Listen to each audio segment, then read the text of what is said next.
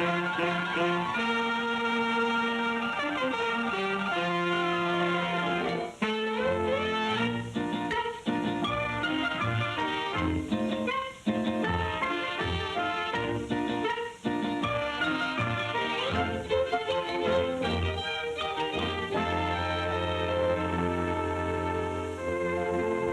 our last episode, you'll recall Crusader Rabbit and Rags the Tiger encountered quite a little opposition to their plan for lifting the Texas ban on jackrabbits.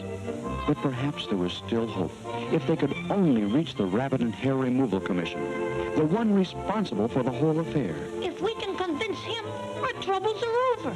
And so, once more, disguising themselves as a thoroughbred horse, an animal sacred to the heart of every Texan, they set out for Austin, the capital. Ah, yes, Austin, with its tall men and tiny cars. It was here in the Bungle Building that the state conducted its animal affairs.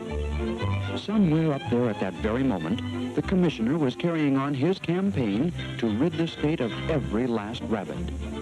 Unaware that a rabbit and a tiger, or rather a noble horse, was about to challenge his entire program.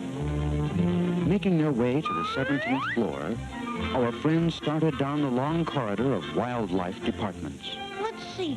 Marine department? Sea lions, seahorses, and seesaws? No. Stork department? Yeah, no. Skunk department? No, thanks. Rabbit and Hair Removal department. Ah, at last. But it wasn't quite that easy. Once inside, they were confronted by the chief secretary, who said, Ah, what is it? Yeah, we're a horse.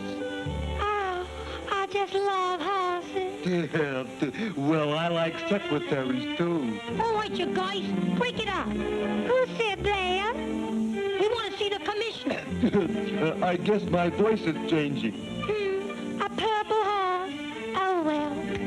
Gee, there's a horse of a different color out here to see it. He'll be just a few minutes. but the minutes lapsed into hours, and still our boys waited and waited. Unfortunately, the scenery wasn't conducive to relaxation.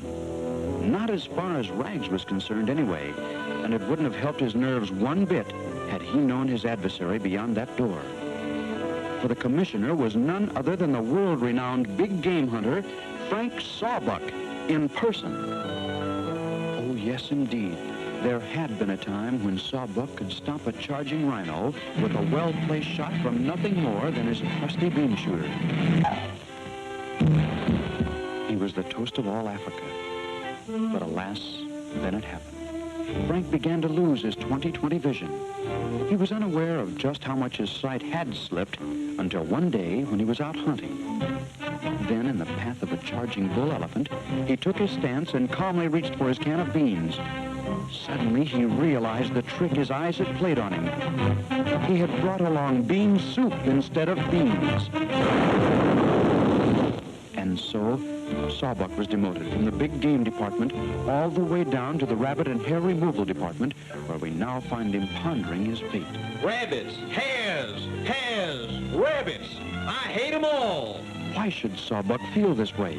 What will happen when he meets Crusader? Episode 11, entitled Torn Asunder, will tell us all.